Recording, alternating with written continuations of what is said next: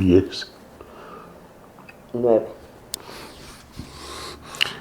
Amigos oyentes, hermanos queridos, buenos días. El Evangelio del día, hoy 9 de noviembre del año 2019.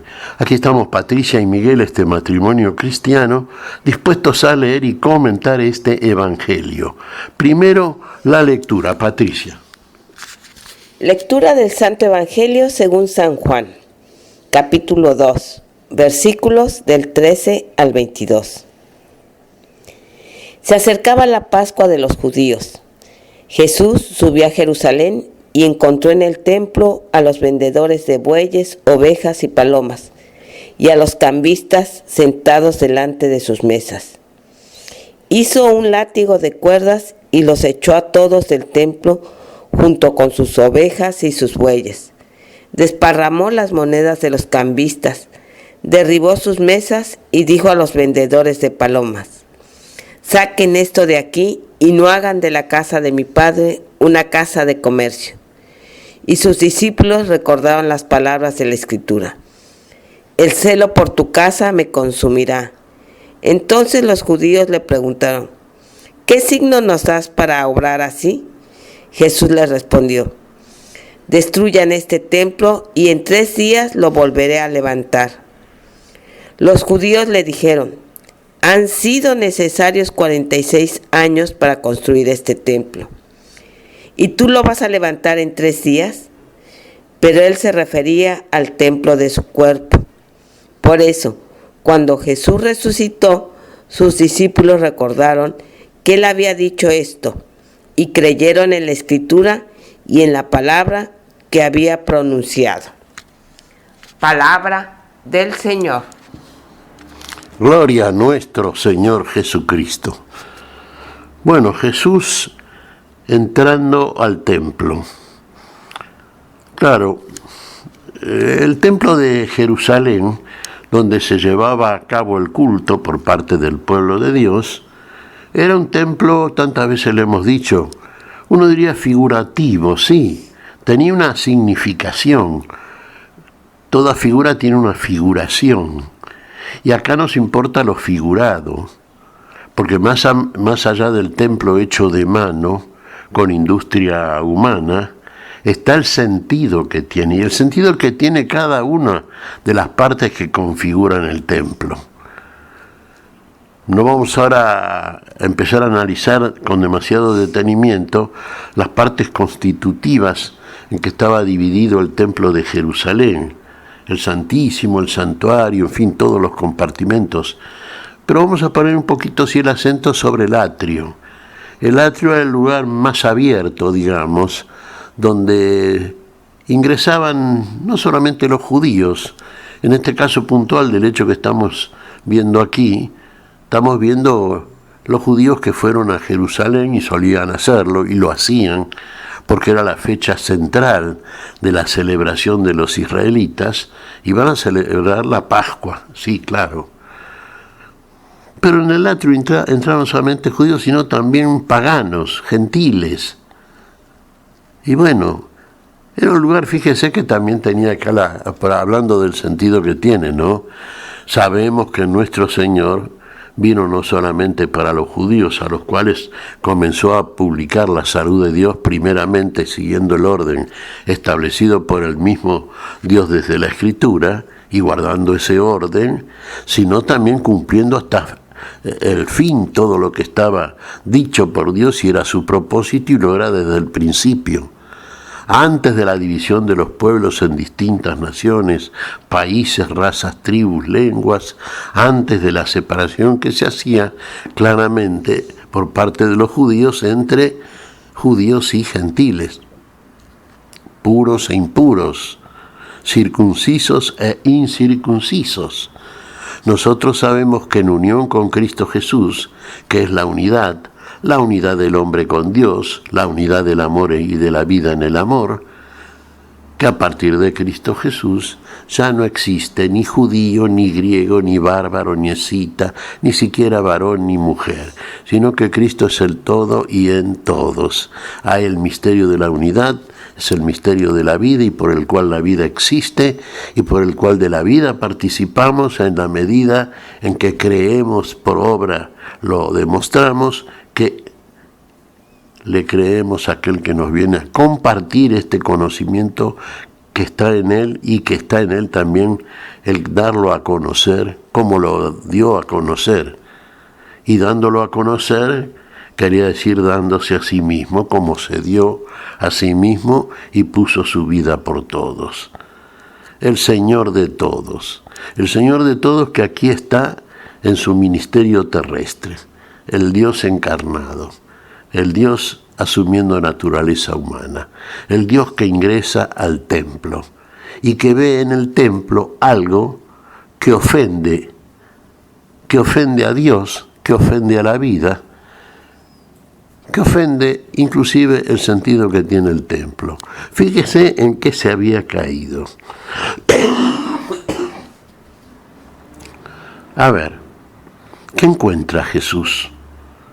Mire, encuentra, claro, lo que en el día de la Pascua se realizaban distintos sacrificios y ofrendas de víctimas animales. Y por lo tanto estaban ahí quienes vendían animales, porque había mucha gente que venía a hacer la ofrenda animal, venían de muy lejos y para no ir trasladando el animal que iban a ofrecer, lo compraban ahí mismo, en el templo. Y el templo se transformó, se llenó en una especie de comercio, era un comercio, finalmente. Venta de animales, seguramente con pingües ganancias para aquellos mercaderes que se ocupaban de estas cosas. Estaban también los cambistas cambiando el dinero, porque como venían gente de distintas nacionalidades, seguramente traían monedas, como podría ser hoy en día, que uno llegue con dólares, otros con libras esterlinas, otros llegue con rublos, acá en Argentina con pesos moneda nacional.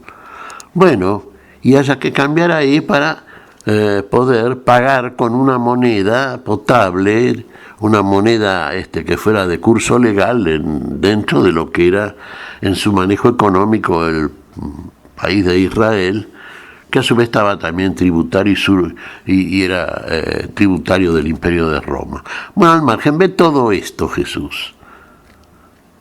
Ve a los cambistas, ve el comercio, ve la plata, ve los ojos, usted vio la mirada de aquel que tiene su interés excluyentemente puesto en un hecho económico y que piensa en salir del lugar donde está haciendo negocios con los bolsillos repletos de dinero. Y esos eran aquellos que estaban ahí, en el templo de Jerusalén, en la casa de Dios. Qué lejos de ellos estaba el adorar a Dios, el orar, el pedirle el perdón al Dios del perdón y del amor. Qué lejos estaba de cumplir la ley que probablemente en muchos casos hasta totalmente ignoraban. ¿Cuál fue la actitud de Jesús? Uno podría decir, bueno, Jesús lo ve con claridad porque todo lo ve, y todo lo ve desde el lugar en que solamente Él como Dios puede verlo, y uno dice, bueno, perdonaría, ejercería la misericordia, pobre gente, qué ignorancia. No, pero eso no hubiera hecho efecto. Hermanos, la sabiduría sabe cómo actuar, en los diferentes casos en que debe actuar, y debe hacerlo con eficacia, con eficiencia. Debe hacerlo bien y del modo que mejor haga aquel que es objeto de esa justicia que se está haciendo. Entonces la actitud de Jesús es una actitud fuerte. Uno dirá, mire, es violenta, tómelo así si quiere, pero otra cosa no se merecían. Vamos a pagar el precio justo por el valor justo de la acción que se está llevando a cabo.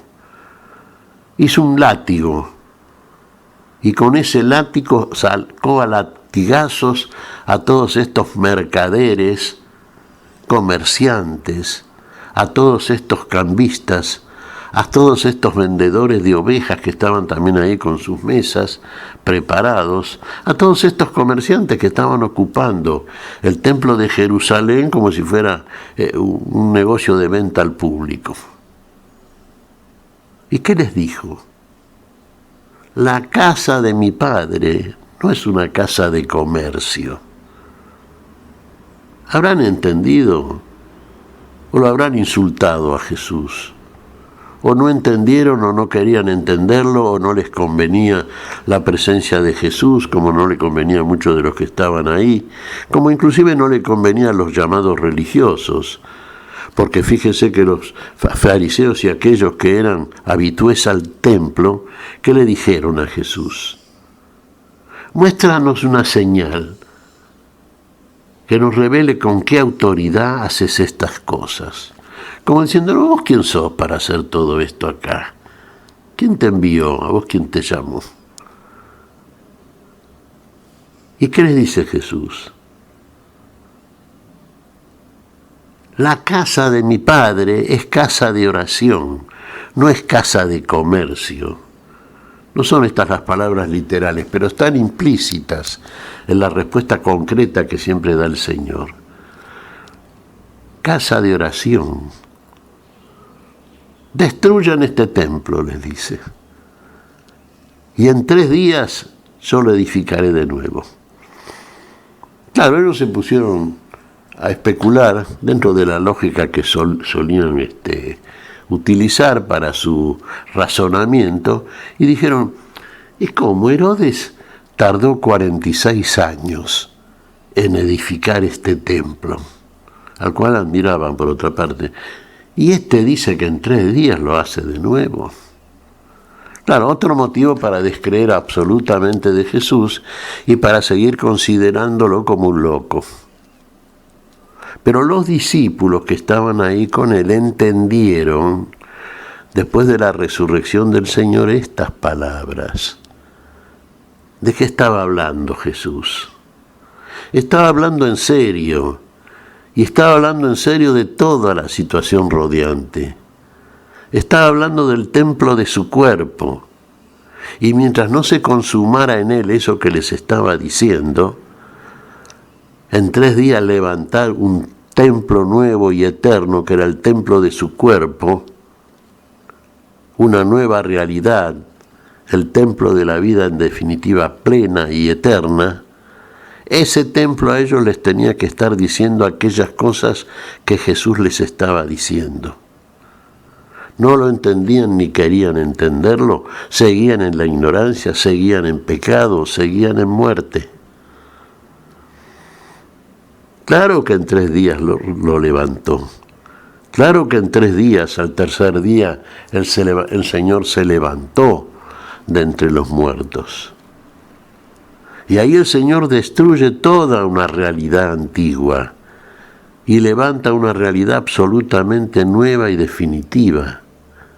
Nuevos cielos, nueva tierra, nuevas criaturas. Todo es nuevo. Pero mientras tanto el Señor sigue instruyendo, sigue enseñando, sigue revelando, sigue dando a entender el valor de cada una de las cosas. Simplemente hay que estar atento a sus palabras, a su acción, a todo aquello a lo cual para nada estaban atentos los religiosos de Jerusalén. Claro, usted dirá, mucho menos los miembros del pueblo.